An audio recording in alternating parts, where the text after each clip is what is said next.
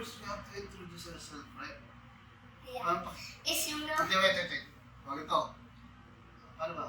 Dapat Tagalog ako. Tagalog ako. O English.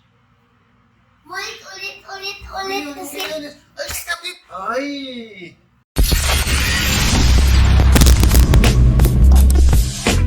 Ako si Hilbert at siya si Uno.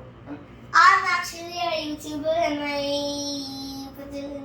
YouTuber name is Housey and she's Isabella. Right? So first time namin gagawa ng ganitong unboxing dahil usually ang content namin is jamming at saka mga gaming. So, anong i-unbox natin? Galaxy phone. Yeah, this is brand new. We just got it. I don't know where, but I fell asleep. This, but actually, you know, I was just trying to sleep, and I was closed eyes. So let's go unbox it. So guys, i-unbox na nga natin yung phone. So ito, unang na-notice ko kaagad is napaka-minimalist ng phone niya, napakaliit lang, napakalinis tingnan. So inisip ko dito, paano nagkasya lahat ng mga laman nito? So ayan, tinatanggal na natin yung pinaka-seal niya. Napaka-satisfying talaga ng feeling pag natanggal.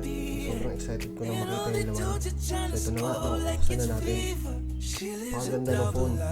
Napaka-premium yung itsura niya, tsaka yung touch niya, yung feel, napaka-sarap hawakan. Tsaka yung bigat niya, alam mong solid, di kagaya ng mga cheap phones na magagaan sila. Ito, solid talaga. Tsaka yung kanyang matte, napakaganda kasi pag hinawakan mo, hindi babakas yung fingerprint mo.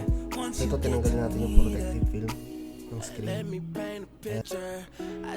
Ang pinili natin dito is Onyx Black. So meron pang Marble Gray, Cobalt Violet at saka Amber Yellow. Pero yung dark kasi yung pinakagusto ko dito. So yan, compare natin siya sa 1,000 peso bill kung gano'n siya kalaki, gano'n siya kataas. So yan, halos magkasing taas lang sila na 1,000 peso bill. So yan, mas malapad lang ng konti yung phone. So ito, tingnan natin kung ano pang laman ng box. Hinahanap ko dito yung charger pero nalaman ko hindi pala siya kasali dito. So guys, kailangan yung bilhin yung charger separately. So ang laman nito is yung kanyang mga documentation lang, tapos nandito din yung kanyang cable. So first time kong gumawa ng unboxing video, so pasensya nyo na kung hindi maganda yung pagkakagawa ko. Next time, pagka nagamit ko na yung phone, gagawa naman ako ng review. Kasi kung anong experience na mararanasan ko as a user dito sa phone na to.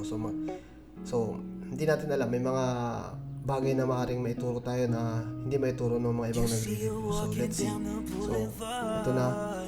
Nilagay ko sa table yung mga laman niya. So ayun na nga yung box, andyan yung phone, andyan yung lagayan ng ejector pin at saka yung kanyang fake pinaka-cable. So ayun, ito lang bali yung laman ng box, or kung kulang yung nabili namin, hindi ko rin sigurado kasi sa nabili namin ito lang talaga eh. So ito ulit, again, ito na yung phone. So yun nga guys, unbox na natin yung cellphone.